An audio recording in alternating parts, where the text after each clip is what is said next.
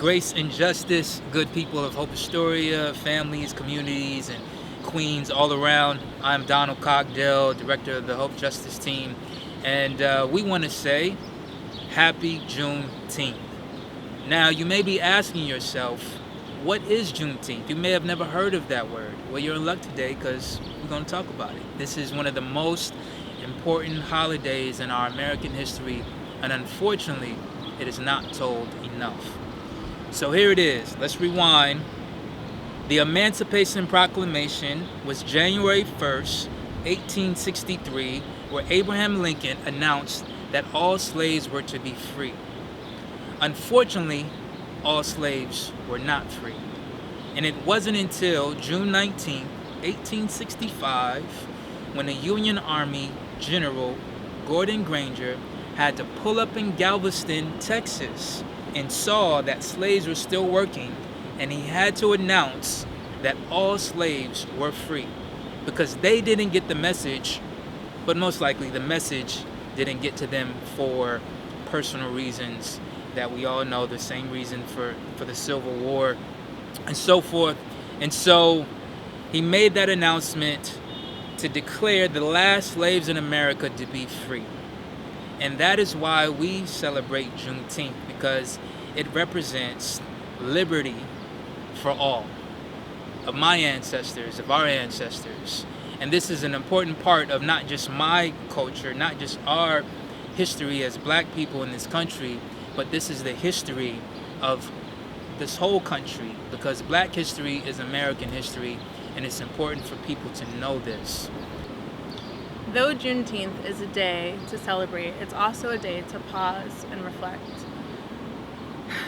To mourn the millions of lives and livelihoods that were lost, that were stolen, historically and presently.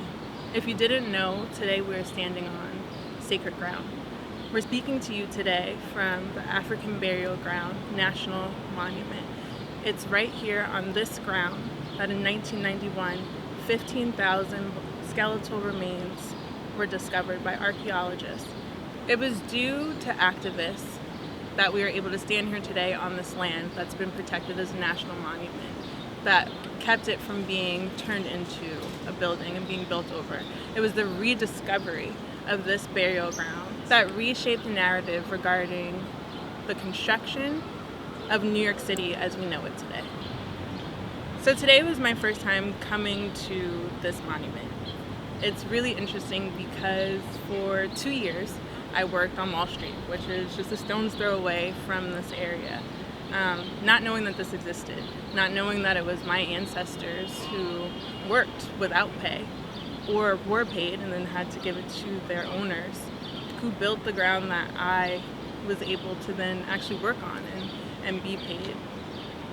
I love the quote by Maya Angelou that says, "I'm my ancestors' wildest dreams." And it's both beautiful and heartbreaking.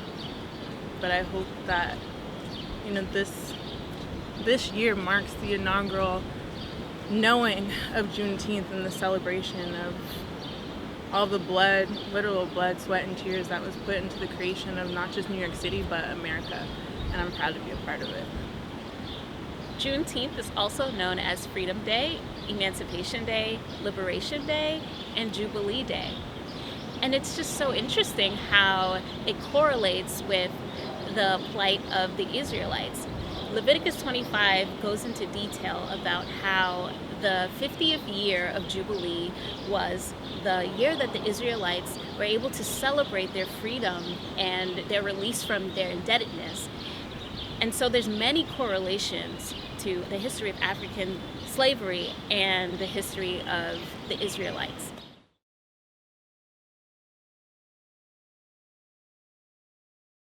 So guys, in what ways do you think slavery has impacted your family? That's a good question.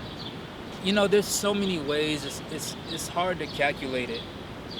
But when I hear my grandmother, who's 94 years old, tell the story of her grandfather who was a slave, my family was in North Carolina, on my dad's side. And so they migrated up to New York On my mother's side, they're in Cleveland. They were in South Carolina. They migrated up to Cleveland. But my grandmother tells me stories of land being taken.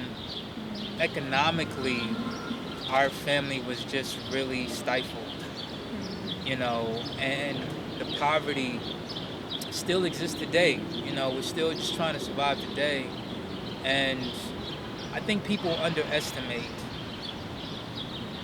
just the impact, the fact that my last name is not African, is not from, I did a DNA research, most of my family, it says from Nigeria and West Africa.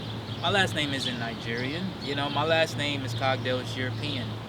I walk with this stamp, and I think, these are the things that people underestimate in trying to track my family down a really bloodied up history and, of suffering and just craziness, Those are some things I think we're still living by the economic impact of slavery, personally. So I want to ask this question. What do you guys think? What does liberty, freedom mean to you? I love that question.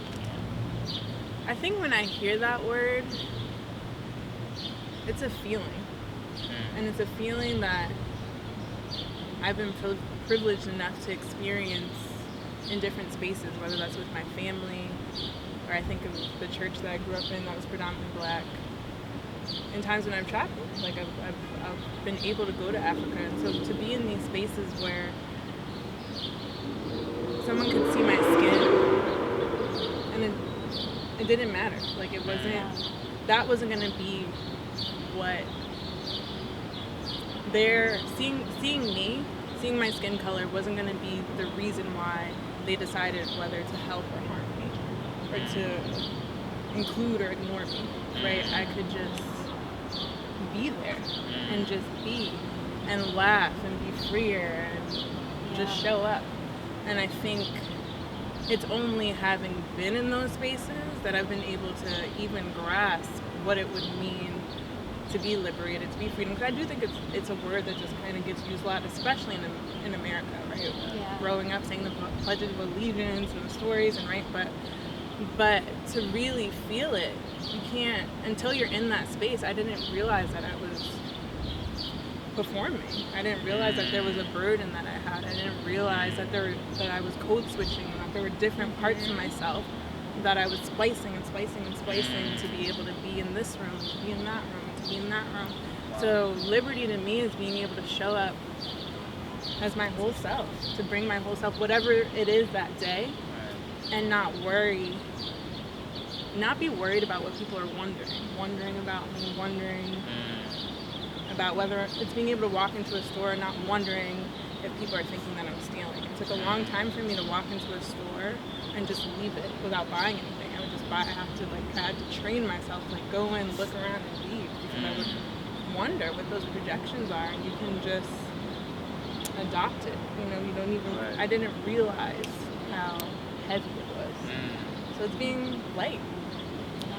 So we talked about it earlier that Juneteenth has, been around for a long time, but it's really only now that it's starting to get national recognition. So how do we celebrate it? I think one way, when we really talk about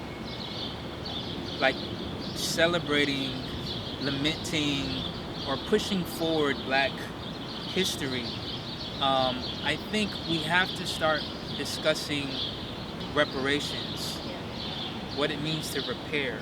I think people get iffy about that word reparations, but the truth is, this goes back to what you were saying about the Jubilee.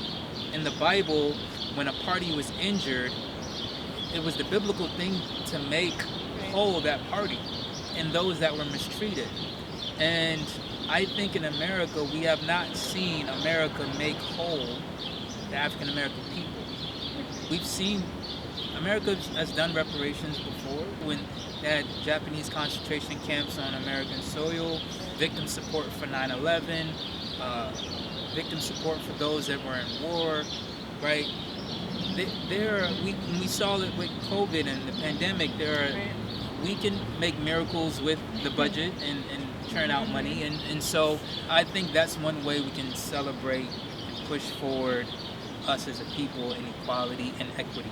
Yeah. Love it.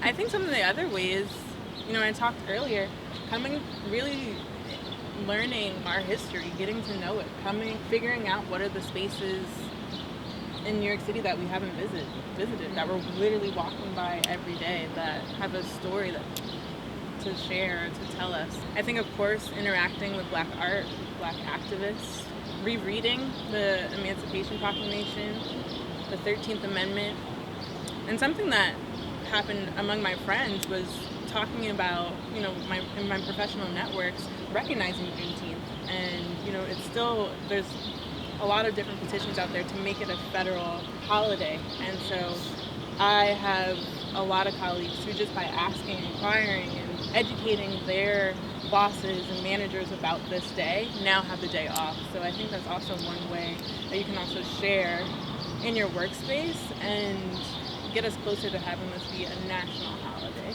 Happy Juneteenth, everybody. Yeah, happy Juneteenth, We everyone. love you guys. Go out and celebrate. Black, white, Asian, Hispanic, it doesn't matter. This is our history.